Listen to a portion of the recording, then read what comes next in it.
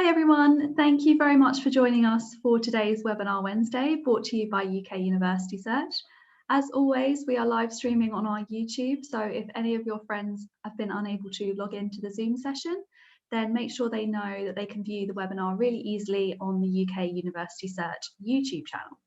Today we have a special focus webinar for you presented by the University of Kent, and we have both Kate and Russell from the University of Kent joining us today. We've explored choosing a university and applying for university in our previous webinar Wednesdays. They're both available on our YouTube, so if you missed them, be sure to catch up on them there. And today we're going to move on to applying for student finance. Whether you're looking at going to university this year or next year, or even further in the future, understanding the student finance system is very important, as it may work out a lot cheaper to attend university than you'd originally thought. Today, the University of Kent are going to talk to you about the finance system. So that's tuition fee loans, maintenance loans, and what you'll need to pay back once you've graduated. We'll also be discussing how universities can provide you with some extra help with bursaries and scholarships. Today's session will finish up with lots of questions from you guys. So if you're watching on Zoom, please click the Q&A button if you'd like to submit a question, or pop your question in the live chat on YouTube. Russell from the University of Kent will be answering some of your questions in the chat on Zoom, and we'll save some of them for the live Q&A later. And if you are using the live chat on YouTube, please be aware that this is monitored and any inappropriate content will be reported to your school or college. Okay, we've got lots to cover today, so let's get started. I'm now going to hand you over to Kate from the University of Kent.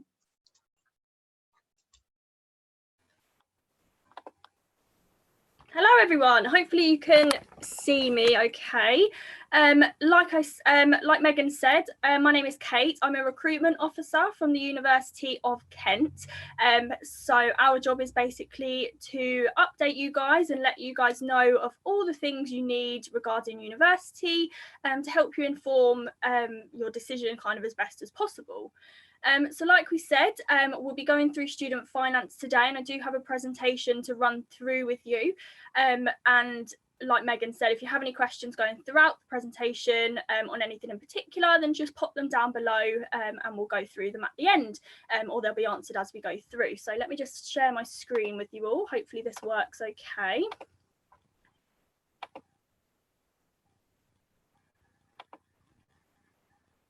Okay, hopefully you can all see that okay. If there's any issues, obviously just write them down, but hopefully that's okay. So like we said, student finance, the costs involved and how to apply and kind of everything in between, basically. So we'll go through kind of student loans first of all. So different types of student loans that you're entitled to. So that's a maintenance loan and a tuition fee loan. And you've also got the repayments of loans, which we'll go through second. The other types of financial support that is available and kind of managing your money a little bit at the end as well. So what makes up your student finance? So there's basically 4 factors that will make up your student finance as you go throughout university. Now, the first one is obviously your tuition fee loan. That's the loan that's kind of most important, that pays for your tuition fees, and the full fee will be paid by the UK government straight to the university. You've got your living cost loan, so that's also called the maintenance loan as well. So when we're talking about a living cost loan or a maintenance loan, we're talking about the same thing. It just depends what different people call it. But it's the same loan, and that's to help with everything that's not your tuition fee. You've also got scholarships and bursaries, and we'll go through the difference and the similarities between the two, because there is a little bit of a difference and kind of what makes you eligible for those.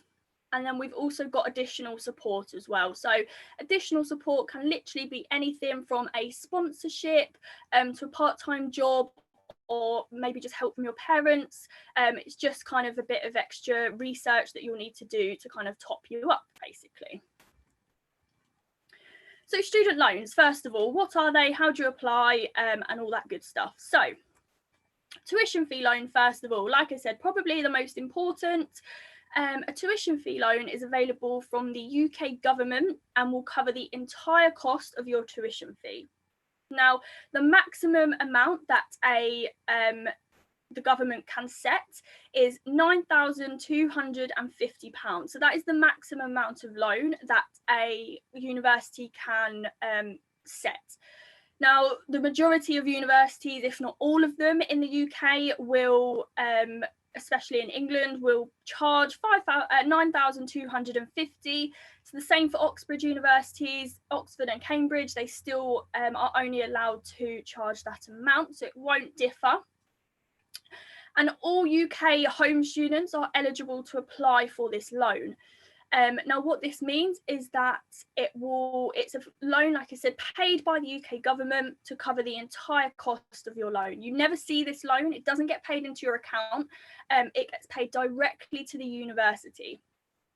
So once you start university on your first day, your tuition fee will be covered because this is paid directly from the student finance company and paid directly to the university each year. So each year they will get a set amount, which is the 9,250, and that's how it's kind of worked out that way. So now you've got the living cost and the maintenance loan. So like I said, it's the same thing, just slightly different names, depending on what people call it. So this is also available from the UK government. Now, this is to help with living costs, obviously, clues in the name. But this can help you with absolutely anything. So it can be from your rent, it can be from your food, it can be socialising, it can be absolutely anything can be paid via your maintenance loan. Now, this is, like I said, available from the UK government, and it will differ depending on person to person. So unlike your tuition fee loan, where there is a set amount, it's 9,250 and that's it. This will vary depending on person to person, and I'll go through how it will vary kind of in a moment. But all this is available to all full-time students who have resided in the UK for a continuous length of 5 years or more are eligible to apply for the loan. Now that can be, like I said, it's that criteria. If you think you maybe don't fall into that criteria, then there's more details on the student finance, but just as a kind of a blanket rule, that is who is eligible. Now, all of those that are eligible are all entitled to some kind of loan, whether that's kind of the maximum amount or the lowest amount that is possible. You're all entitled to some money, which is a good thing. But like I said, it does vary dependent on personal circumstances. Now, you've got 65% of your maintenance loan is non-means tested, which means the 65% everybody is entitled to.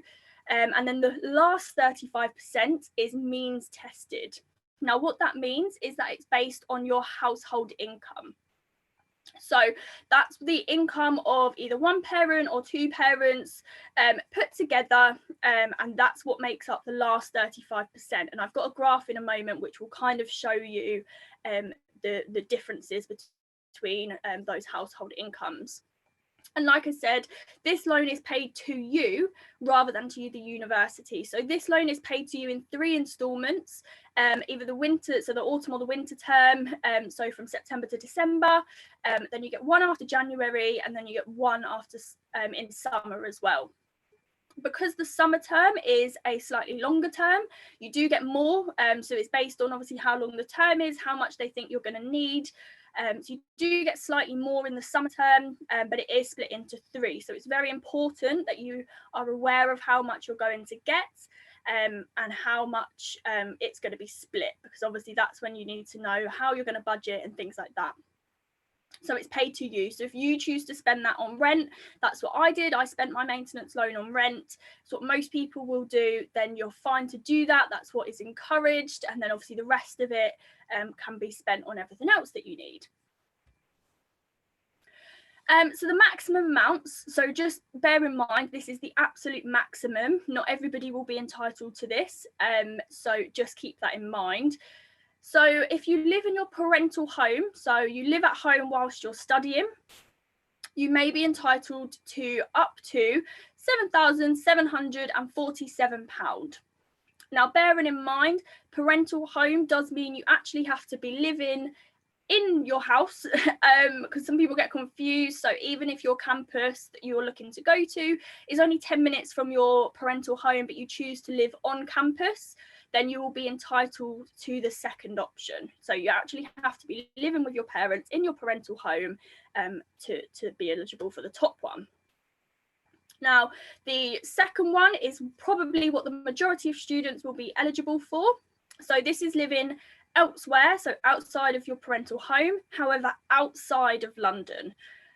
So that means you'd be entitled to a maximum of £9,203. And the third one down, if you live in London and away from home, then you'd be eligible to up to £12,010. Obviously, living in London at university is a lot more expensive, just in general, than anywhere else in the country, which is why you do get a slightly more. So just bear that in mind. So again, this is what I want you to take a look at. Now, this might kind of start maybe some conversations with your parents that you've not had before, or if you know how much your parents earn, then you can kind of take a look at this graph and see how much. So if you know that you want to live away from home and that you're not going to be studying in London probably, then if you know roughly how much your parents are earning, then take a look at the graph. If you have no idea, then just pick a number and work off that, because in the next couple of slides, I kind of want to show you an example of how much it costs to live at university. So, for example, let's just take £50,000. So say you have a household income of £50,000 and you want to study away from, so you don't want to live at your parents' house, but you want to study outside of London. So £50,000, that means the maximum amount you could be eligible for is just shy of £6,000, so £5,905. So just bear that in mind. Like I said, if you know your parents' income, then pick a number. If you know kind of what's going to relate to you, and then keep that in mind on the next slide. So I'll say, for example, just shy of 6,000, the £5,905. So that's the one that I'll use an example. And remember, these are maximum amounts. This doesn't mean that you will 100% get this full amount. This is just kind of for demonstration purposes for the absolute max. So let's take the £6,000. So you've got the cost on the right-hand side for a typical academic year. So we won't look at the weekly costs because we don't want to confuse it. We'll just look at the academic year, because that's what the living cost loan is done on a yearly kind of figure. So we'll stick with the academic year. Now, your accommodation, so this chart is obviously based off of the accommodation at Kent, because obviously that's what we have the figures for. But again, this is going to vary dependent on where you're staying in the country and whether it's in London. So our accommodation ranges from just shy of £5,000 a year, or just shy of £8,000 a year. Now, we do have park catered accommodation and self-catered accommodation, and park catered is always going to be more expensive, which is why that's more on the higher side. So again, if a university doesn't offer park catered, then it might be slightly cheaper, but that's something you'll have to research yourself as you're going through. Now, even if we take the lowest amount, which is just shy of £10,000 for the entire year, this is including, as you can see, your accommodation, your food, your socialising, any societies, your phone bill, absolutely everything that you can think of. But obviously this is going to vary dependent on whether you pay a TV licence, whether you pay for your phone bill, how much you're going to go out. You know, this is a very, very average, and it's not going to be the same for everyone, obviously, for obvious reasons. But for example, on the lowest column, I should say, it's £10,000 typical cost for an academic year, including your accommodation. Now, with the example that I took from the previous slide and the example that you guys have taken, or if you know, like I said, if you knew what your parents' income was, then just take a look at how much it's going to cover. My maintenance loan or my living cost loan didn't cover the cost of my rent, so I had to make up the rest of my finances. And that's the story for a lot of students who go to university. A lot of the time, your living cost loan won't necessarily make up the rest of your finances. And it's very, very important that you're aware of this fact before you go to university and before you make the decision. You don't want to be starting in September. You've not really had a look at how much you've just applied and you've not really had a look, and it's less than what you thought, and then you're kind of in a bit of a pickle.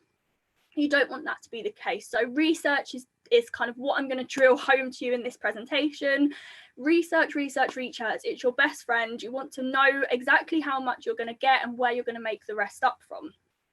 As you can see, if you were eligible for just shy of £6,000, you would still have to make up kind of £4,000-ish for the year. So again, it sounds quite scary, but we've got a lot of, it's not the light, we've got the light at the end of the tunnel by the end of this presentation. So it's just about being realistic though. We wouldn't want to sit here and say it's all fine and dandy and it's going to pay for absolutely everything, because that's kind of given a bit of false hope. We need to be realistic because that's what university is about at the end of the day. So just to recap, we've, just so you know kind of who is eligible and if you fall into any of these categories.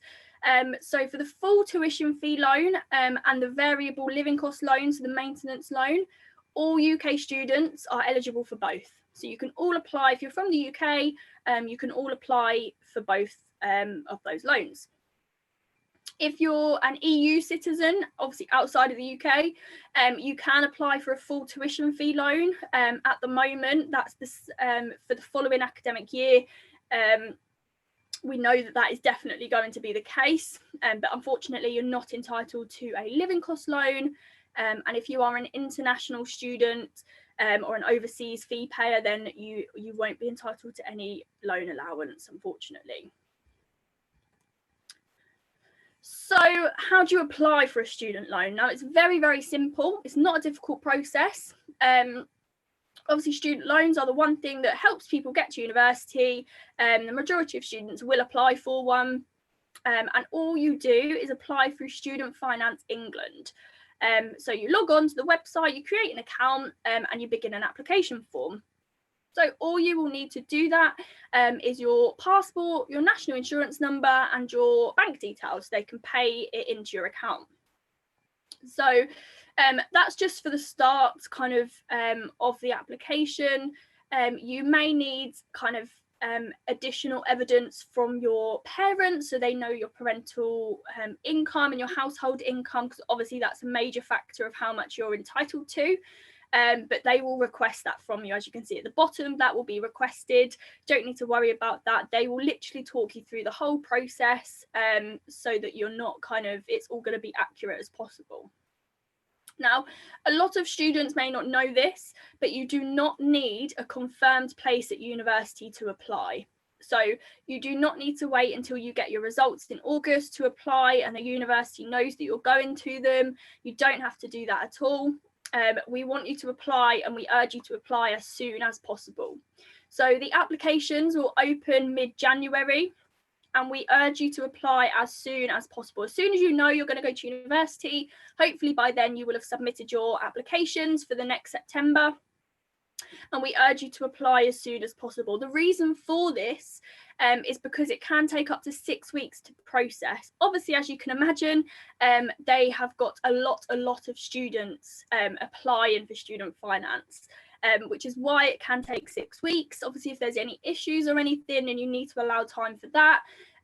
So just apply as early as possible. What you don't want is to get there in September and your student loan hasn't come through or been authorised yet.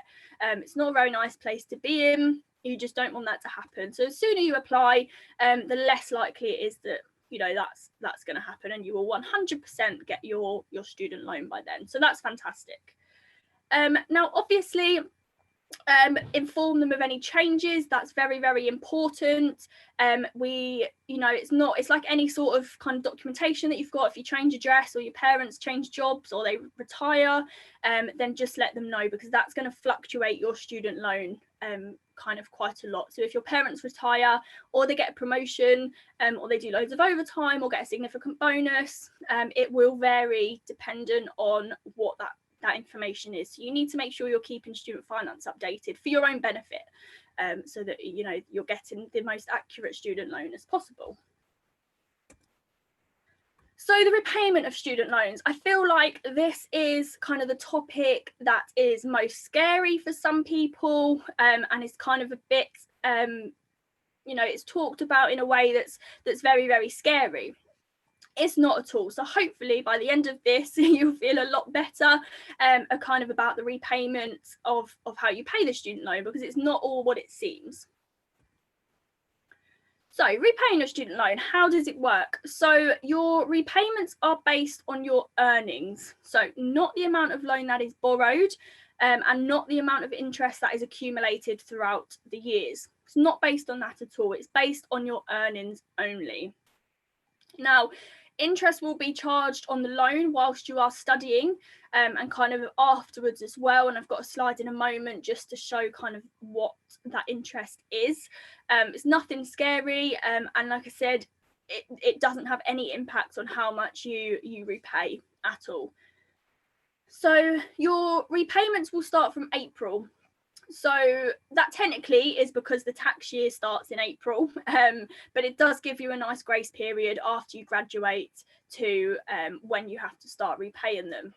However, this is the thing that maybe not a lot of people are aware of, kind of like when you're at the stage that you guys are now, is you only start making repayments after you earn £26,575. Now, if you go into a graduate job straight after university and you're earning over £26,500 a year, then absolutely fantastic. That is the goal for everyone. Everyone wants to be doing a well-paid graduate job after they finish university. However, if that's not the case for you, then there's no problem at all. I went straight into an entry-level job after I finished university, and I was not earning anywhere near as much as £26,500. So I didn't start paying my student loan off until maybe 2 years after I graduated, and that is absolutely fine. You will not be penalised, nothing will happen. It will just sit there until after you start earning £26,500. Now, you don't start paying off a little bit of your a bit of your tuition fee and a little bit of your living cost. It collates together, so there's no longer a differentiation between the two. You won't have to start paying one off of the other. It's just one big student loan. So one big pot of money, that's your student loan, and that's what is taken off. And it's only 9%. So although you may earn £26,500, it's still not a lot. You're still not going to be paying a lot off. It's only 9%, and I'll give you an example of this in just a moment on the next slide, just to kind of give you a bit of an idea of what 9% is. And kind of the big thing to take away from this is that it is written off after 30 years. So if you never earn over £26,500 in 30 years after you graduate, you won't touch your student loan. It will get written off completely. There will be nobody coming to chase you, nobody coming to find you if you've not paid it off. That's just what it is. It just gets paid off. It just gets written off, sorry, if you don't pay it off. So that's a really, really kind of big weight off people's shoulders when they find out that you're not going to be stuck with this loan for the rest of your life and it's going to be hanging over you. It gets completely written off after 30 years, which is absolutely fantastic. So that's kind of a really big relief when you find out that that is the case. So, like I said, 9% of anything above £26,500. But what is 9%? How much is it? How much are you going to be paying monthly? That's what you want to know. So, first things first, obviously anything under the threshold, you won't pay. That's nice and easy. However, if you earned, for example, £29,000, so remember, this is the threshold. So imagine this is the £26,575. Anything below this doesn't get touched. So £29,000 above is going to be 9%, and that's what's going to be charged. So £29,000 minus the threshold is £2,500. What is 9% of £2,500? It works out at £218.25 per year, which is only £18 a month. You're earning £29,000, fantastic, happy days, but you're only going to be paying off £18.18 of your student loan. And I don't know about anybody else, but my Netflix or my phone bill is a lot more than £18 a month. So when you're earning that amount of money, you can afford £18 a month. It really isn't going to be a big dent in your salary. So you probably won't even notice it. So it's not going to be this massive chunk of money that you're missing out every month once you've started earning a decent wage. It's just not going to be like that at all. So we'll do the example again with £32,000. So if you're earning a salary of £32,000, you minus that, so minus the threshold, that comes to £5,425. So 9% of that is £488 per year, £40 a month. Again, if you're earning £32,000, you won't even notice £40 a month. Again, my phone bill probably comes to that, including my Netflix and things like that. So you really will not notice it. And it's not a big chunk of money. I know a lot of people get, I was as well, like before you know all of this information, you're a bit worried when you start earning. Is it going to take all of your salary? Like, is it even worth it? But as you can see here, like it's really not a significant amount that you're going to be paying off. So it's absolutely fantastic. It's a brilliant scheme. It means that obviously it's, you know, everybody is entitled to, you know, to this, and it's just fantastic that's, you know, given. So is it worth it? That's the question we kind of hear an awful lot. Is university worth it? All this debt you're going to be in, you know, is it even worth me going? As you can see, if you're earning £29,000, £18 a month is nothing. So when you look at this graph, we'll go for the green £30,000. So across the bottom is obviously the salary, so a yearly average salary. And then the blue line at the top is the amount owed. Now, again, not to scare anyone, this is the absolute maximum. If everything was maximum, this would what it would be. So this isn't going to be what it is for everybody. This is just the absolute maximum we've given as an example. So we'll use £30,000 as an example. If you earn £30,000 for 30 years, remember it gets wiped after 30 years. So if you continue to earn £30,000 for 30 years solidly, you will only pay off £9,248 of your student loan in 30 years. So when you look at the blue line compared to the top of the green line at the £30,000 salary, that white bit is free education. You will not have to pay. You won't have to make the money up. You won't have to find it from somewhere. Essentially, it's free education. That's just the way that it works, and it's absolutely fantastic. Obviously, the higher you go, the more you're going to pay off. But that's because if you're earning more, you're going to be able to afford to pay more off. That's the system, and it's a very fair system, and it's absolutely fantastic. So as you can see, it's essentially free education from how much you're going to pay off to the blue line. So brilliant. So like I said, I said I'd mention interest rates. It is quite complicated, and obviously it varies dependent on the interest at the time and things like that. So I won't go into it too much. Any budding accountants out there, then do have a look into it in more detail. But the interest is charged from the first day that you start your studying to the day that you repay it in full.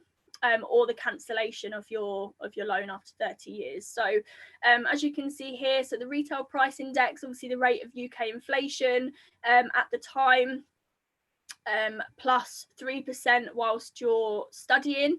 And then from the income, as you can see, it kind of varies dependent on what it is you're earning. It is also worth noting at this point as well that you will only your student loan is taken out automatically. So like your tax or national insurance is taken out of your paycheck, that's exactly how your student loan is taken out. You never see it. It doesn't go into your account and then go halfway through the month and you're like, oh, where's that money gone? It's taken out automatically. So you never see it. It doesn't impact, it's not like a direct debit or anything. It's automatically. As well, if you say you're earning the threshold, so you're earning £27,000, for example, if you then get a bonus, or you do loads of overtime, or you get a promotion, then your student finance, your student loan will be calculated automatically. So you don't have to work it out. You'll be paying more student loan, obviously, if you get a promotion, or if you get overtime, or you get a bonus. Likewise, if you unfortunately lose your job throughout those 30 years and you start earning less than that, or you take a career break or anything like that, you'll just stop paying it. So you won't be paying it whilst even if you started paying it and you then begin to earn less, or like I said, you're on a career break or something like that, your student loans repayments will stop. You won't have to then begin, repaying it when you're not earning anything. So with all that being said, so like I said at the beginning, or towards the beginning, it's quite unlikely that your student loan will cover, or your living cost loan will cover the entire cost. It's not the end of the world. Like I said, mine didn't, most of my friends didn't, so it's not the end of the world at all. And this is where we're going to explain the different financial support that is available from university. So the first being a scholarship and a bursary. Like I said, there is a difference, but there is also a similarity. So the main similarity that you can see here is they are both your money. So a university or an external company through a university will offer you a scholarship or a bursary for free, essentially. It's your money. You don't have to pay them back. It's not like a student loan. Once you've been given or offered the scholarship or bursary, that's it. That's your money to keep. And you can do whatever you want on it. You're not obliged to spend it on your rent or anything like that. It's completely your money, and you make the decision of what you want to do with it. So what's the difference? So it's not a very large difference, but there is a difference there. So a scholarship will typically be in your control. So a scholarship is something that is controlled by academic merit, or a sporting achievement, or a musical talent. So if you play an instrument, or if you sing in a choir, things like that. So a lot of universities will offer the majority of these scholarships. And again, it's about research. Like I said, research. If you know a university, or you know that you have been playing rugby for 10 years and you know you're fantastic at it, then have a look if the university that you want to go to has a rugby scholarship or a sports scholarship that allows you to play rugby.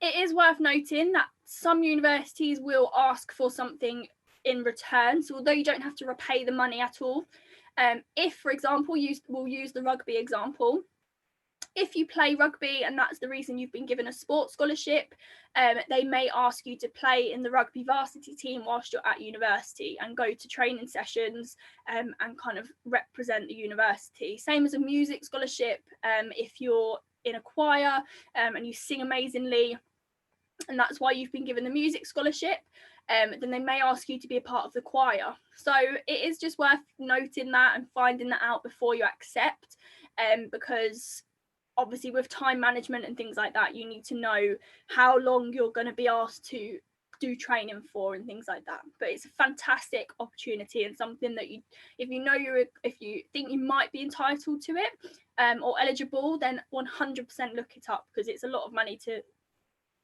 miss out on if you are eligible. Same with the bursary. Again, research if you think you're entitled. However, these tend to be more focused towards financial need and personal circumstance. Now, this can be maybe a low-income household, underrepresented groups, or even location. And what I mean by location is that some universities will offer a bursary so your local university may offer you a bursary if you've lived in the area for 15 years, for example. So things even like that, people can have bursaries for, and universities do offer that. So again, if you think you may be eligible, then just have a look on the website, because they'll all be listed on there. Now, I will give you some examples of the Kent scholarships, obviously because they're the details that we've got. But like I said, a lot of universities will offer this. So just for an example of the type of scholarship that is offered. So we've got the Kent Scholarship for Academic Excellence. Now, this means that you would be entitled to £2,000 of free money if you achieve at least AAA at A-level, or distinction in your BTEC, and I believe 34 points or 15 points at high level if you're doing the International Baccalaureate. So you get that as a payment in your first year of £2,000 if you achieve that on results day. If you achieve AAB, and one of those is achieved in mathematics or a modern foreign language, you will also be eligible as well. So that's just an idea of what an academic scholarship eligibility criteria may look like. They do vary dependent on university. Some universities will offer more or less money for your first or all your years. So it's worth just having a look if you think you fall into that category. The other scholarships that we have available are, again, like I said, the majority of universities will offer sports, music scholarships, and we offer a study abroad scholarship, summer schools, because we've got places and campuses in Brussels and Paris, and study abroad scholarships as well. So there is a wide variety of things that are available for students. Now, this is an example of a bursary that we offer.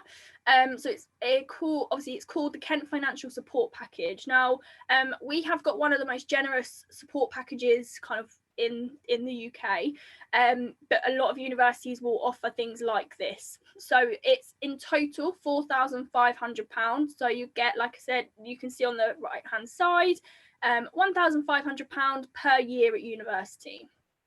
And you're eligible for this if your household income falls below £42,875 per year, and you satisfy some other socio-economic criteria. Now, this is an example kind of a bursary that's to do with household income. So like I said, if you think you're eligible, then do have a look, because the majority of universities do also offer things like this. Now, this is what I thought this is quite important to mention, as we're talking about kind of other support that universities can offer you. This is something that we offer at Kent, and again, have a look if other universities do it. It's just that we have our data. So the Kent Emergency Student Loan, absolutely fantastic. So it's a loan for students who are suffering with financial difficulties, who need help with their immediate living costs. And these are intended to cover essential expenses such as food, obviously for a limited time, but it does allow you to focus on improving your financial situation. People know, like university financial advisors and universities know that it can be a very difficult time for some people financially at university. So a lot of universities will have programs like this in place to make sure that you know that you are supported kind of throughout the process. And I think that's a really important thing to take away from this, is that you will always be supported throughout these kind of it's a massive change. You know, a lot of people will be financially independent for the first time in their lives. So it's really nice to know that universities will be there to help you. And if you're looking to apply to a specific university, maybe ask them if this is something that they have available and things like that, just for a bit of peace of mind that if you need it, then it's there. So just a quick recap on the full financial support that you have. So the government support, like I said, tuition fee loan and living cost loan. Everybody from the UK is entitled to both. Their living cost loan varies dependent on household income. So the bursaries that you're entitled to, and then also the scholarships as well. So you can kind of see the scholarships here on the right hand side. But these are the Kent scholarships that we've got available, and you can just kind of see how much money you will be entitled to, just as kind of a rough idea. And like I said, this is free. The scholarships and bursaries are free money that you don't have to pay back. So definitely do your research and take your time out to have a look at those. We would normally obviously ask if there's any medical students in the audience. I'm presuming with the amount of you guys that are on here, there may be some aspiring medics. So we will just kind of run through this quite quickly. It's not too dissimilar. All medical students, obviously their degrees are going to be a lot longer than just a standard 3-year undergraduate degree. So you are entitled to the tuition fee loan of 9,250. So yes, you are entitled to it, which is fantastic, and also entitled to a living cost loan that is worked out in the same way. The difference being is that medical students may be eligible for a travel grant, because obviously if they're going backwards and forwards to placement, that cost can kind of rack up a little bit. So you may be eligible for a travel grant. So that's another thing to kind of look into if you're an aspiring medic. It is worth noting that if you do an intercalated medical degree, so that means kind of towards the middle of your degree, you take a year out and study a master's, you will no longer be entitled to a tuition fee loan when you go back into your medical degree. The reason being for that is that you're only eligible for a tuition fee loan if you don't have a degree that's higher than the one you're applying for. So obviously if you've taken a year out to do a master's, once you come back you will then have a degree that's higher than what you're asking for the tuition fee loan for. So it is very important to bear that in mind. Like I said, we've got here on the right hand side, we've got the financial support package eligible for our medical students, which is a really, really handy kind of thing to have if you're a medical student, because obviously you're going to have a lot more fees racking up just because it's a little bit longer. But you are all entitled to the student loan, so it's really important to know that. And different medical schools will have different kind of bursaries and maybe scholarships that you're entitled to. So managing your money. So as we said, probably the first time people are going to be financially independent, and it's just a learning curve for everybody. Anybody that tells you otherwise is probably lying or telling fibs. It is a big learning curve for everyone, and that's part of the beauty of going to university, is that you have this kind of financial freedom for the first time, and you get the chance to experience that. So we've just listed some do's and don'ts, kind of in general, that we suggest you kind of maybe sticking to. So in the do side, in the green side, we've got open a student bank account. Now, when you're opening a student bank account, you want to be looking for the terms and conditions. Obviously, read the terms and conditions before you take it out. Interest rates, if it has a free overdraft or not, if you think that would be needed for you, and also any benefits. A lot of student bank accounts, or some student bank accounts will, you can have a rail card for free, like a 16 to 25 rail card, that comes just from opening a student bank account with them. So look for any benefits, because there's a lot of things that people will be happy to kind of provide students. So also check if your university has a financial advisor. Like I said, with the kind of the emergency fund that Kent has, all universities, I should imagine, will have a financial advisor, because it is a very tricky time for some people, even just managing your finances for the first time. So just knowing that you have that support there if you need it, basically. Even if you don't need it, even if you're not in any like a tricky situation, maybe if you need help on saving ideas, things like that. So it's just really handy to kind of check when you get there that there is a financial advisor. See if there's a branch of your bank on or near the campus. This is quite handy to figure out quite close to when you start.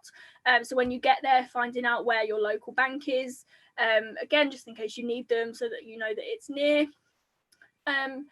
Benefits of being a student, like you got student discount, you've got discounted travel, like I said, you've got discount off rail cards, even if you don't get one with opening a student bank account. There are so many benefits of being a student when it comes to money and discounts and things like that. So just have a look around, and just kind of be aware that people will offer you discounts if you are a student. And budgeting is the be all and end all of being a student. It's very, very important to understand budgeting and not to kind of blow your whole finance in the first 2 weeks of university. It's very important to understand budgeting, and that's something you learn as a student.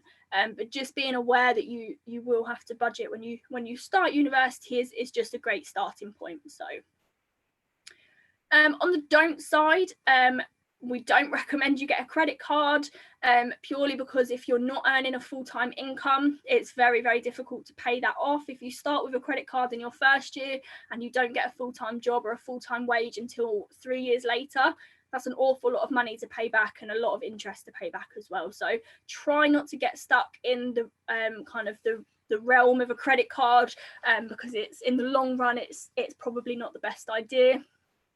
And likewise, don't be tempted by payday loans because they can have very, very high interest rates. And again, things like credit cards and loans are incredibly hard to pay back when you're not earning a full-time wage, which, you know, it's unlikely that you will be until you leave university. So it's very, very important to be aware of those. And don't spend beyond your means, but that kind of comes in with budgeting as well. Try to just be as cautious as you can. Talking about being cautious, be cautious of overdrafts. Obviously, we said if you open a student bank account, just be kind of asked the question, if it does have an overdraft, is it free? How much overdraft have you got? Like, is there any fees when you do it? So just be very cautious and read the small print with overdrafts, because some cards don't have an overdraft, but will let you go over and then charge for the amount that you're over. So just be very, very aware if you are going to take out an overdraft, at what point does that become interest free, or when does it stop becoming interest free, should I say. But like I said, although because they do are the repayment terms can be inflexible and high, like I said at the bottom, I was just reading that. So yeah, just be cautious of them. They're kind of the do's and don'ts. And also budgeting apps. Like we said about budgeting, there are so many budgeting apps nowadays that are absolutely fantastic. These might not be ones that you're aware of at the moment, but going into being a student, having a budgeting app like this, it stops you having to work it all out yourself. It does all the hard work for you. Like, they're absolutely fantastic. As you can see, there's Sterling Bank, there's Monzo. If you're not aware of them already, then have a little Google, see what they're all about, but it's absolutely fantastic. You can set your own limits, you can save, or you can, like you can see on the left hand side, you can set however much you want to spend eating out for that month, for example, or on transport, things like that. So it's absolutely fantastic. And in the day and age we are now, like you want to be making use of all of these technology that is available now. So yeah, these are absolutely fantastic, and just kind of a little insight as to what you can use now. Student employment. So like we said, you won't be earning a full-time wage. It's just not possible. You're going to be you should be independently working at university for 20 to 30 hours a week. That's a full-time, nearly a full-time job as it is. So we do not recommend you getting anywhere near a full-time job. However, we do recommend getting a part-time job. Now, there's a lot of different reasons for this. Around 75% of University of Kent students do work part-time. And when you think about how many students a university has throughout all 3 years, that's an awful lot of students. So we do recommend no more than 10 to 15 hours. That's usually around 2 shifts. I'm sure the majority of people have part-time jobs now. So it's just kind of a weekend or an evening. Although it gives you the opportunity to earn a salary and just to top up your kind of your income, it's also a massive valuable work experience. Now, although obviously it's not going to be a high-flying graduate job, it may just be we have a co-op on site, for example. On our campus we have a co-op. The Canterbury City Centre is a 10-minute bus journey. We have student ambassadors. There's so many options available to you to get a part-time job. If you have a part-time job now, A lot of companies will transfer you to a branch near where you're going to university. So it's worth asking about that as well, because I know a lot of companies do that. But not only does it give you a salary, it also gives you valuable work experience. So as you can see on the quote here, half of recruiters warn that graduates who have no previous work experience are unlikely to be successful.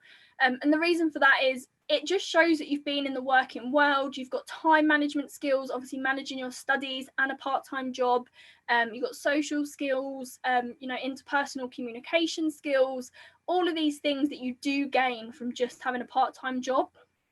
So it's really, really important that kind of you at least look into it, maybe not for the whole 3 years, but just to have some sort of part-time job throughout your time at university. And I will leave you on this slide. This is investing in your future. So university, we believe, is the biggest investment into your future. The experience that you get, the opportunities, the friends you make, you've got transferable skills, more choice of professions, increased earning potential and lower employment rates. So as you can see on the right hand side here, in 2016, graduates aged 21 to 30, so that's the age you are when you leave university if you start when you're 18, and on average earn £6,000 more than non-graduates. That's a lot of money, like when you're in that age bracket, it's a lot of money. And employment rates for graduates are only 2.9%, whereas for non-graduates, they're 5.9%. So it's quite a significant increase for non-graduates. So it's just a massive investment for your future. And like we've been through, the repayments are not as scary as everybody makes out them to be. There are so many opportunities for you to be able to fund your degree, and it's just a fantastic experience that we encourage everybody to at least think about, because it's really not as scary as it seems. So invest in your future and get the best experience that you can. University was probably one of the best things that I have ever done, and I wouldn't change it for anything. So amazing experience. So these are just a few websites. If you want to just take a screenshot or a picture of these, just to have a look in a little bit more detail, just for any other financial support or any more detail on what we've been through, then please do so. And like I said, Google is your best friend and research is your best friend. So just have a look and be prepared when you go. So that is everything from me. So I will stop sharing my screen, and I believe we're going to go on to a question and answer now.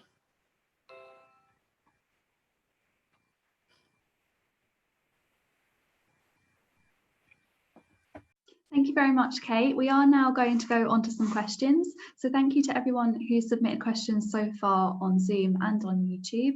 Russell has been going through the chat, as have myself and one of my colleagues, to answer some of your questions. But if you have any more questions, please feel free to keep submitting them on our YouTube or in the question and answer section on Zoom, and we'll see if we can get through to your question today.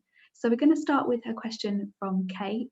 This is, does student finance go towards paying for your accommodation? It does, yes. So your maintenance loan or your living cost loan can cover anything you want. So remember, your maintenance loan and your living cost loan is the same thing. It just gets called different names. But yes, absolutely. Like I said, the majority of people who have a living cost loan will put it towards their rent. So absolutely. And that counts for all 3 years as well. So even when you're not living in university halls anymore and you're living in private estate agent accommodation, 100% it can go towards your accommodation fees, yes. Thank you very much, Kate. Next up, we have a question for Russell. We've had quite a lot of questions along these lines today regarding how student finance is changing or will be changed due to the COVID-19 pandemic. So can you give us an idea of if the deadline is going to change for student finance this year and next year at all? Hi everybody. Yeah, at the moment there haven't been any major changes. So for new students who are going to university, hopefully in September 2020, the deadline is the 22nd of May. and for returning students to apply for student finance, that deadline is the 19th of June. Obviously, lots of people are thinking about maybe deferring until next year into 2021. You should always apply for student finance in the calendar year that you will be starting university. So that would really be my advice.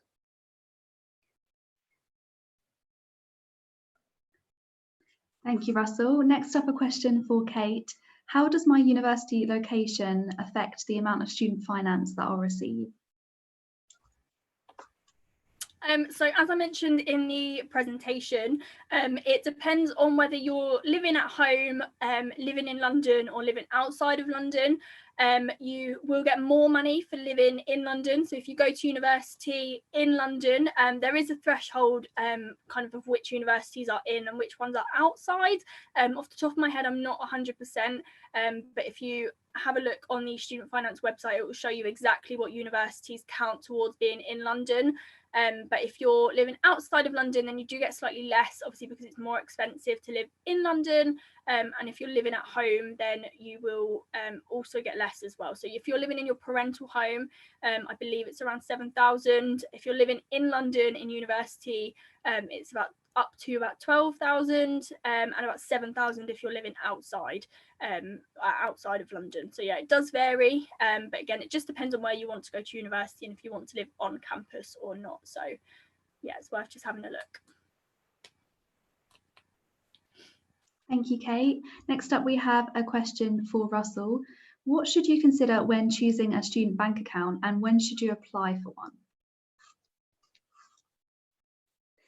Yeah, so Kate covered this. She gave some really useful information. You definitely want to look into interest-free overdrafts while you're a student and how long that will last for once you've graduated as well. Terms and conditions, maybe rail cards, maybe look into whether the university you're hoping to go to has a branch on their campus as well. That's really useful. You probably want to apply for a student bank account once you have an acceptance letter from your university. Most student bank accounts will ask for some kind of acceptance letter, so you won't actually be able to achieve the account until you have that.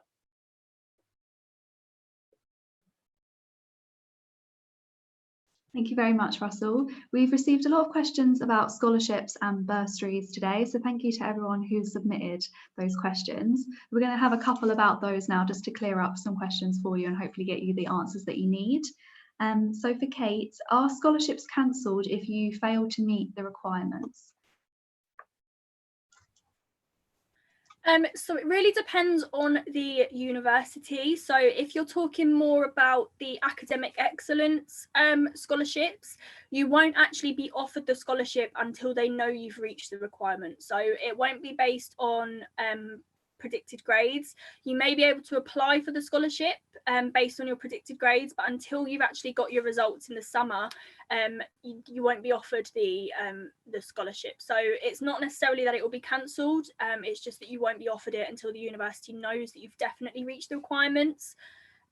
If you're talking more about throughout your degree, so some universities, if they're offering a scholarship for more than your first year, some universities may say you have to reach, for example, 70% in your each at the end of each academic year, in which case you will no longer be, if you don't reach that, you will no longer be entitled to the scholarship for the following academic year.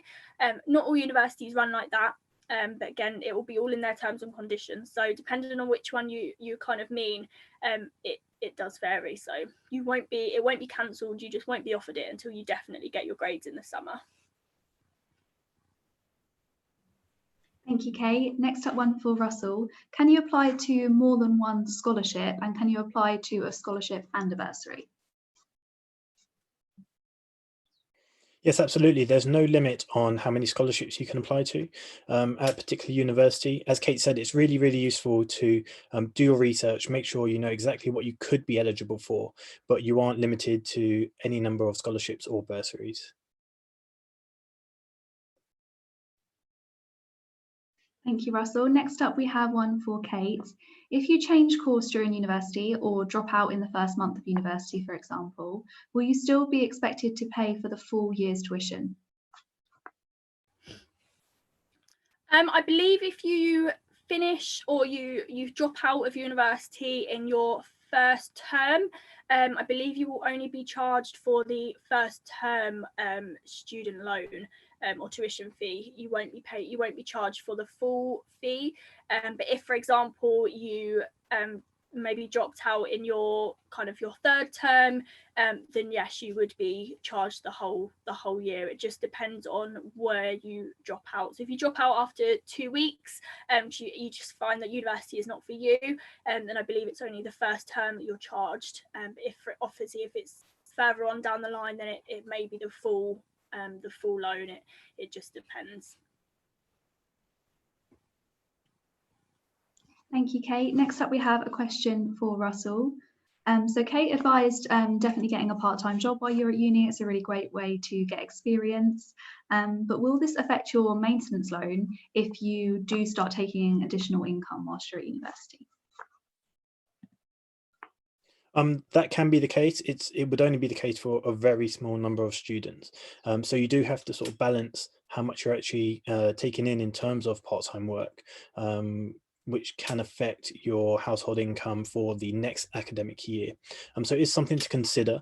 Most students don't have an issue with this though, because they usually aren't earning enough to move into another bracket of the household income assessment. Thank you very much, Russell. So we've got another one for Kate now. Do you qualify for the full tuition fee loan and the maintenance loan if you're from an EU country and you have settled status?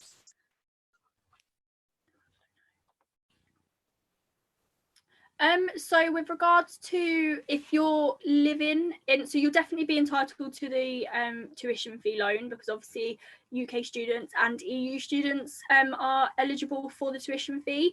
If you have been settled in the UK for obviously a duration of 5 years or more, then yes, I believe you are entitled to it. I'll throw that over to Russ though, because I'm not 100% sure, but I believe that is the case. But if he wants to just clarify, then by all means. Yep, that's correct, Kate. Thank you very much, guys. Next up, we have one for Russell. If you don't use all the money you've been loaned through the maintenance loan, would you be able to keep that and save it, or do you have to pay it back to the government? Hi. So while you're actually studying, you'll never be asked to repay back any of the loan that you've taken out. So the living cost loan, it goes directly to you in 3 installments, and that is yours to keep until you start making your official repayments after graduation.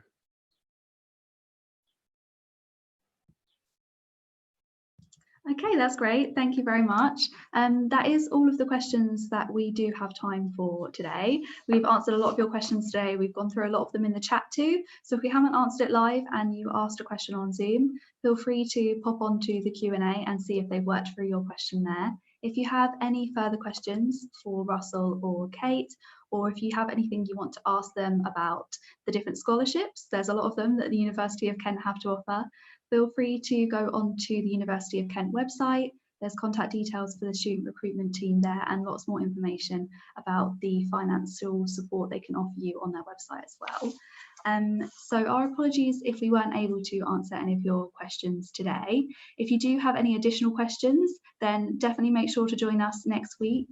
We've got another webinar Wednesday for you. Next week, we'll be talking about taking an apprenticeship, and we'll be exploring the wide range of options that are out there, including higher and degree apprenticeships. They're a really fantastic way to gain experience whilst you're studying, and they could result in you graduating completely debt-free too, as your employer may choose to pay your full tuition fee for you. If you would like to take part in that webinar, please visit our website. That's www.ukuniversitysearch.com, and go onto the Webinar Wednesdays blog article, and you can see all of our available webinars there and sign up. You can also subscribe to our YouTube channel, which will allow you to view all of our live streams. as well as being able to have a look through any previous webinar Wednesdays that you might have missed. They're all recorded and all on there. You can catch up anytime you like, 24/7. Be sure to subscribe and hit the bell for our notifications, so you'll receive a little pop-up when we're going live, so you never miss out. You can also sign up to our emails for webinar alerts and lots more information from universities. That's our website again. It's www.ukuniversitysearch.com, and click the orange register button in the top right-hand corner of our website. I'm sure you'd like to join me in saying a massive thank you to both Kate and Russell today. They've been fantastic and they've worked through a lot of our questions, and I hope we've managed to give you a much better idea of the student finance system and the kind of scholarships and bursaries that are out there to support you through your studies as well. So that's it from us this week. Be sure to join us next week, and a big thank you to both our Zoom and YouTube viewers. Stay home and stay safe.